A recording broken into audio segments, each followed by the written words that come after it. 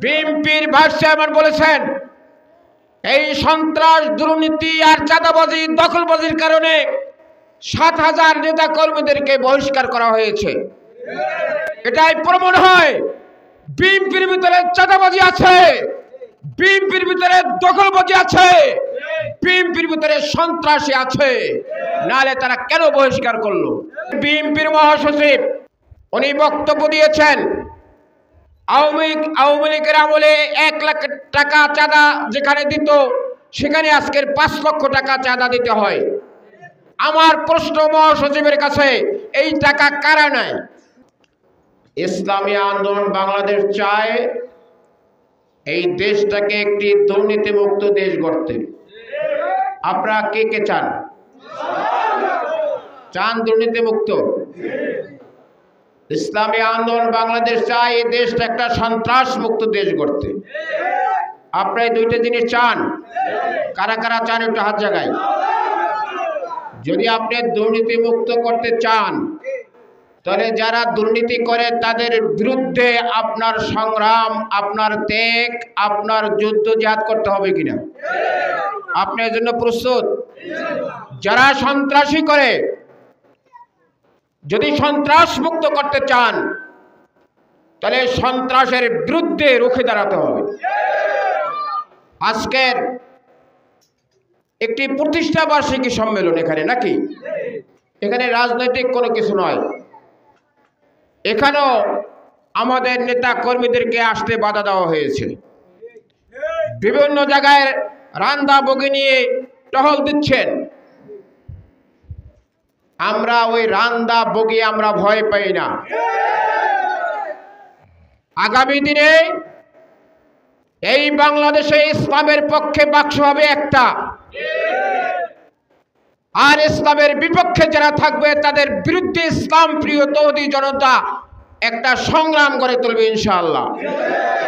এবং আগামী দিনে এই বাংলাদেশ হবে একটা ইসলামের দেশ, এই বাংলাদেশ হবে সন্ত্রাস মুক্ত দেশ, এই বাংলাদেশ হবে দুর্নীতি মুক্ত দেশ, এই বাংলাদেশ হবে বিশ্বের দরবারে একটি কল্যাণকর রাষ্ট্র প্রতিষ্ঠা করা হবে ইনশাআল্লাহ।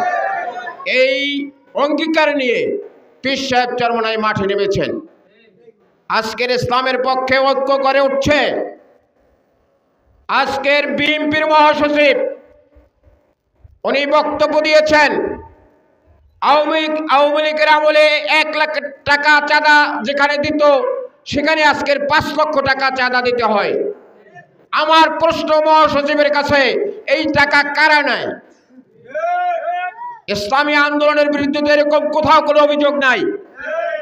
আছে বিএনপির বিরুদ্ধে। বিএনপির ভাইস চেয়ারম্যান বলেছেন এই সন্ত্রাস, দুর্নীতি আর চাঁদাবাজি, দখলবাজির কারণে ৭,০০০ নেতা কর্মীদেরকে বহিষ্কার করা হয়েছে। এটাই প্রমাণ হয় বিএনপির ভিতরে চাঁদাবাজি আছে, বিএনপির ভিতরে দখলবাজি আছে, বিএনপির ভিতরে সন্ত্রাসী আছে, নালে তারা কেন বহিষ্কার করলো? সুতরাং আজকের এই ইসলামী আন্দোলন বাংলাদেশ এই বাংলাদেশ থেকে চিরতরে সন্ত্রাসী দুর্নীতিকে উৎখাত করতে চায়। বিগত দিনে যারা ক্ষমতায় ছিল, আওয়ামী লীগ ১৭ বছর ক্ষমতায় ছিল, এই জনগণের উপরে একটি জগদ্দল পাথরের মতো চেপে বসেছিল। তারা এমন কিছু অন্যায় নাই করে নাই। বাংলাদেশ বিগত দিনে ৩টি সরকার ক্ষমতায় ছিল। বিএনপি ক্ষমতায় ছিল, এরশাদ ক্ষমতায় ছিল, আওয়ামী লীগ ক্ষমতায় ছিল। এরশাদের নাম হলো স্বৈরাচার সরকার, বিএনপির নাম হলো দুর্নীতিবাজ সরকার। তারা এই বাংলাদেশকে ৫ বার বিশ্বের দরবারে দুর্নীতিতে চ্যাম্পিয়ন করেছে। আর আওয়ামী লীগের নাম হলো দুর্নীতিবাজ, স্বৈরাচার, গণহত্যাকারী। আজকের ইসলামী আন্দোলন বাংলাদেশ চায় আগামী দিনে এই বাংলাদেশকে সুন্দরভাবে গড়তে। এই জন্য এই বাংলাদেশের সংস্কার দরকার আছে না নাই? সংবিধানের সংস্কার দরকার আছে না নাই? এই জন্য ইসলামী আন্দোলন চেয়েছেন সংস্কারের পরই নির্বাচন হবে। আরেকটি দল তড়িৎ নির্বাচন চেয়ে ক্ষমতায় যাওয়ার জন্য পাগল হয়ে গিয়েছে। ইসলামী আন্দোলন বাংলাদেশ চায় যারা বিগত দিনে গণহত্যা করেছে তাদের বিচারের পরে নির্বাচন হবে। কয়টা জিনিস? একটা হলো সংবিধানের সংস্কার চায়, এই সংস্কার না হলে এই দেশে নিরপেক্ষ নির্বাচন কখনই সম্ভব না। আরেকটি চাই বিগত দিনে যারা গণহত্যা করেছে তাদের বিচার হবে, এই বিচারের কারণে ভয়ের কারণে আর কেউ কোনোদিন গণহত্যা করবে না। 3 নম্বর হলো পিয়ার পদ্ধতি নির্বাচন। পিয়ার পদ্ধতি মানে সংখ্যানুপাতিক নাকি?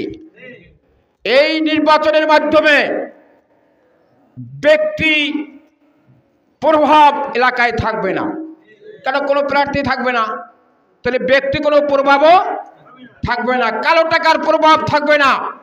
আর যখন কালো টাকার প্রভাব ব্যক্তি প্রভাব মুক্ত হবে তখন নিরপেক্ষ নির্বাচন হবে। এটা আমরা চাই কি চাই না? আজকের এই 3টা দাবি নিয়ে ইসলামী আন্দোলন মাঠে নেমেছেন। ইনশাআল্লাহ পীর সাহেব চরমনাই যখনই যে দাবি আদায় বলেছেন সেই দাবি আদায় করে ছেড়েছেন। আমরা ইনশাআল্লাহ 3টা দাবির মাধ্যমে এদেশে সুষ্ঠু নির্বাচন হবে এবং এই কলাপাড়ার মাটি পীর সাহেব চরমনার ঘাঁটি, এই কলাপাড়ার মাটি হাতপাখার ঘাঁটি।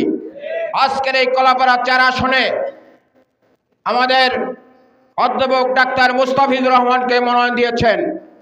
আগামী দিনে তাকে আমরা নির্বাচিত করবো তো ইনশাআল্লাহ।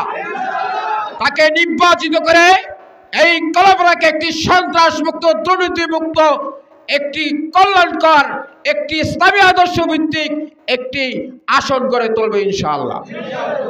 এবং আমাকে পটুয়াখালী 1 আসন থেকে মনোনয়ন দিয়েছেন। আমি চেষ্টা করব এবং সেখানে কাজ শুরু করেছি যে সেখান থেকে ইসলামের একটি বিজয় হবে ইনশাআল্লাহ। এক কথায় মরহুম শায়েখ রহমতুল্লাহ বলেছেন দক্ষিণ অঞ্চল থেকে ইসলামের বিজয় হবে এবং আগামী নির্বাচনে এই দক্ষিণ অঞ্চল থেকে ইসলামকে বিজয় করার জন্য আমরা সকলে প্রস্তুত তো ইনশাআল্লাহ। এই জন্য জানমাল নিয়ে প্রতিটি পাড়া মহল্লায় বাড়িতে ইসলামের পক্ষে একটি দুর্গ করে তুলব ইনশাআল্লাহ। কে কে রাজি আছি? মার্কা আছে? কুরসি মার্কা চড়ে বলো। কলাপাড়ায়, পটুয়াখালী, চাকামাইয়ায়, টিয়াখালী, চপ্পাপুর, ধানখালী, নীলগঞ্জ, লালুয়া, মিঠাগঞ্জ, মহিপুর, ভাঙ্গাবাড়ি,